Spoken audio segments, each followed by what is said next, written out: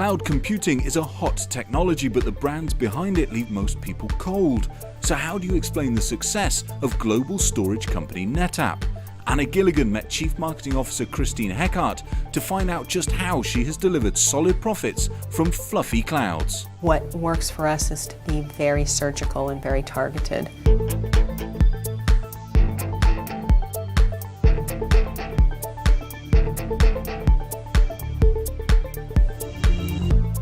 With Christine at the helm, NetApp's revenue has jumped by over $1 billion in its last fiscal year. I've got to see the high-tech industry from almost every angle.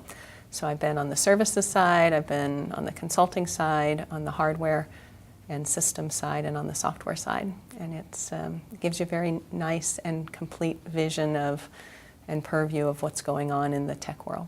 So you really have a great track record at all the different companies where you've worked. What is different about your approach that you think works so well? Well, great track record is probably a matter of, opinion of whoever you're asking. I bring a very specific philosophy about marketing to the companies that I work for, and that's mostly about giving marketers the space to do their jobs and to do it really well. My philosophy is think big, start small, move fast. So you said part of your philosophy is giving your marketers space, but they have to be really talented in order for that to pan out. So how do you choose the people that work for you? What do you look for? I think it's understanding for each individual what their greatest strength is and where that fits in on the team. And so one of the things that we look at for the entire marketing department, and then for each team within the marketing department, could be the leadership team, could be a project team, is that you have a diverse set of experiences and perspectives and talent and a diverse set of strengths on the team, so that no one person has to bring everything, but when you look at the team as a whole, you get everything that you need. Christine has been credited with helping NetApp to change the conversation about data storage and the impact it can have on a customer's business. What did you change about NetApp's marketing strategy when you arrived in 2010? What we've done the last couple of years in marketing is it's kind of twofold. One, we moved from talking about storage to talking about the impact that storage has on the success of our business customers and our government customers. So what's the impact of the right storage decision on the way we work, live, and play, on the competitiveness of a company in its industry, or on the success of a business or a mission or an organization? So what is the impact of storage? Examples would include, because of storage, we're changing the face of digital entertainment. Weta Digital is one example. Weta Digital does the animations for very high-end movies like Avatar and Lord of the Rings. And with Avatar in particular, Jim Cameron's vision for that movie was 3D. And the underlying rendering engine required a level of technology sophistication that did not exist at the time that he was envisioning the movie. It would have taken so long to do the special effects in 3D that it would have taken upwards of 10 or 20 years even to make the movie that he had imagined. So we created some innovations specifically for them to enable them to make that movie and to make it more quickly. And as a result, the world got this, incredible, beautiful movie. We have a customer in the financial sector, Suncorp. Suncorp had a new CIO come into their business. They wanted to become a culture of innovation in IT to help their insurance company move faster in their market, bring new innovations to market more quickly for their customers. They put in place this underlying foundation built on NetApp.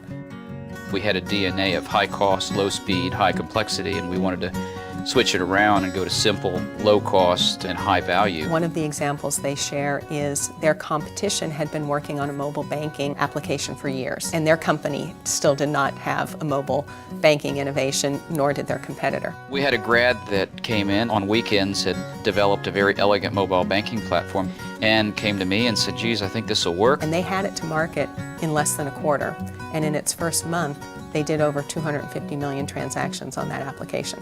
So huge culture of innovation that they were able to drive and really impact the competitiveness for their company in the insurance sector. There's a huge energy and momentum behind the IT group really being the future for the company.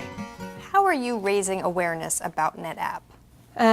We've got 11,000 people whose job it is to represent the brand, and to represent the brand specifically to our customers and our partners and the key influencers. And it's not any one thing. It's you earn and you build a brand reputation and experience at every touch point and with every conversation every day. It's not about glitz and glamour, and it's not about, big money spending on advertising. It's really about taking care and taking pride with every single touch point that a business partner or a customer or an influencer has with this company, and making sure it's as good as we can make it. So how do you spot the changes in how companies are using IT and data storage, and then really capitalize on those opportunities? You obviously spot it by going out and talking to people, which may include your own customer base and may not. You have to separate the false positives, of which there could be dozens, hundreds, thousands, things that look like they're going to be big but maybe aren't going to be big. They look like they're going to be important but maybe not for a sustained period of time.